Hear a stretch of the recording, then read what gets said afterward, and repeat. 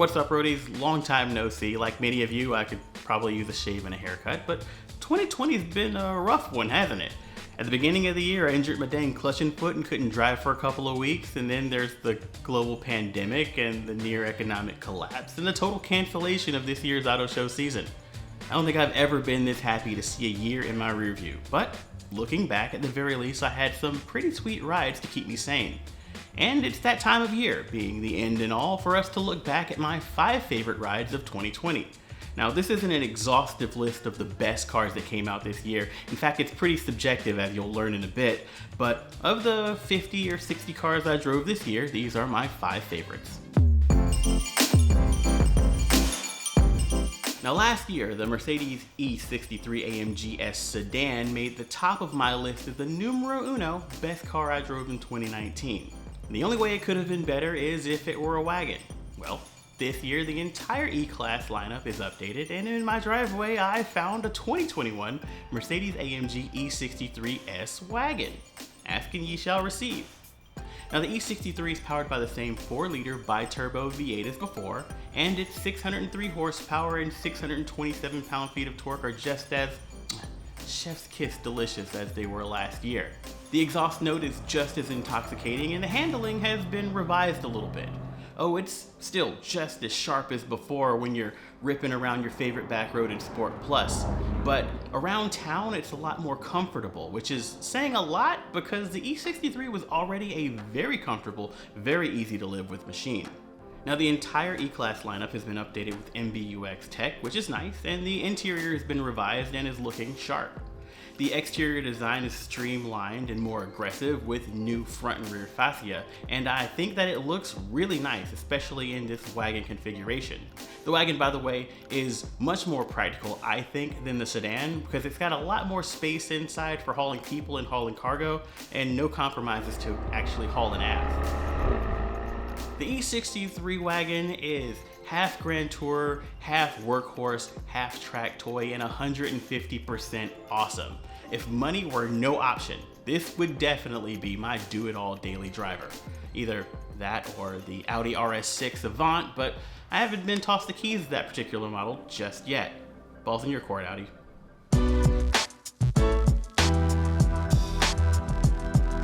The Honda Civic Type R, arguably the king of the hot hatches, has been updated for the mid-cycle this year. And after spending a week ripping around my favorite back roads earlier this year, I'm taking big old gulps of the Radar Kool-Aid. Now, the revisions to the Type R are pretty similar to those actually of the Merc that we just talked about, and they're mostly aimed at making this hot hatchback easier to live with day to day. So now you've got standard Honda sensing, tech, and driver aid, which is nice for those of us who need to actually commute in this thing between track days. And the interior and exterior design have been revised a bit. The 302 horsepower from its 2-liter turbocharged engine is unchanged, but the braking and handling hardware have seen revisions to sharpen the other edges of its performance envelope. Now, it's not a perfect car. The new electronic engine noise sweetening that they're doing this year doesn't do a whole lot to actually fix the exhaust note, which was kind of lacking. And the look is, well, it's a lot. But from the turbocharged thrust to the engaging shifting to the excellent handling and ergonomics, the Civic Type R has proven time and time again to be one of the best, most engaging sport compacts that I've ever driven. Believe the hype, the Type R is the real deal.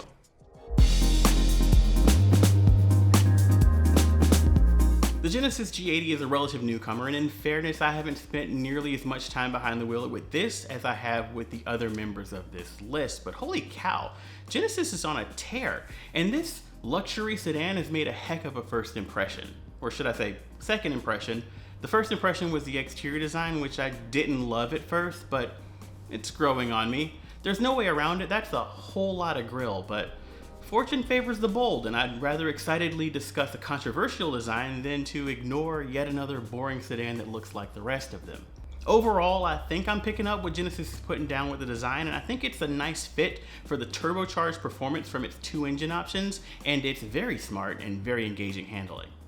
On the inside, however, there's no denying that this is a well-made cabin with excellent materials, great looking design, and tech that pretty much blows Lexus and Form out of the water, though it doesn't take a whole lot to actually do that these days. But it does rival the best that Audi, Benz, and BMW are offering in their dashboards. My favorite feature is going to be the remote smart parking assist, which allows you to move the vehicle in or out of a parking space from outside of the car. You can see the system also in the Genesis GV80 SUV and a variety of Hyundai and Kia vehicles that came this year. Inside and out and on the road, I think the Genesis G80 is going to be a winner.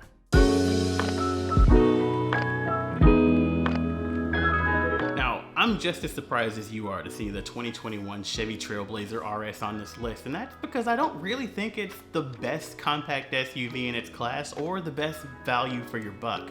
I think that honor probably belongs to the Kia Seltos. But I just keep catching myself thinking back warmly on my week with the Trailblazer. It's just got so much personality. It's like the little CUV that could.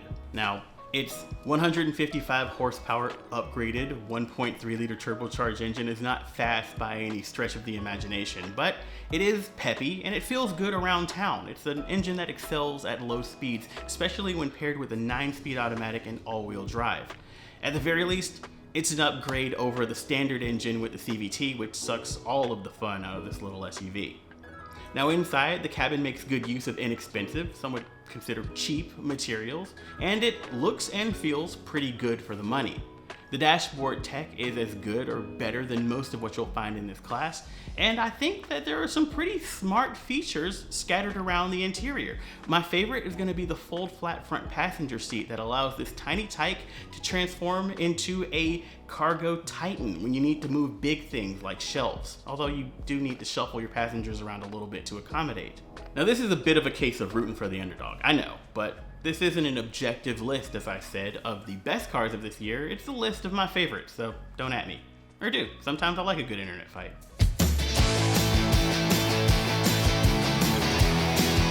The 2021 Ram 1500 TRX is a 700 horsepower Baja Blast, and it's probably, definitely the most fun that I've had behind the wheel this year.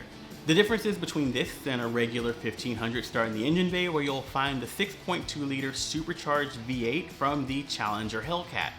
That's good for around 702 horsepower and 650 pound-feet of good stupid fun. And it would have been fine if they just stopped there, but Ram's engineers didn't. They also added a unique exterior design that just keeps getting better the more you look at it.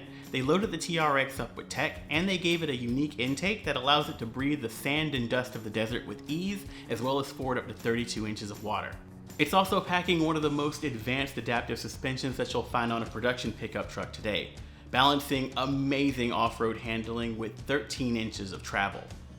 I was able to put it to the test by tearing around from trails, blasting over whoops, and by launching the TRX over and over again off of dirt jumps on a race course earlier this year.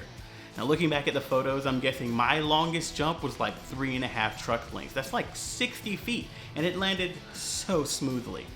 Between you and me, I've only ever been in the air in a vehicle once before, and it did not end well. But the TRX feels like it was built to fly, and it'll be interesting to see how it stacks up against Ford's updated F-150 Raptor whenever that gets here. So there you have it. Those are my 5 favorite cars of 2020. Be sure to let me know in the comments below, or maybe look me up on social media and let me know what cars kept you sane this year.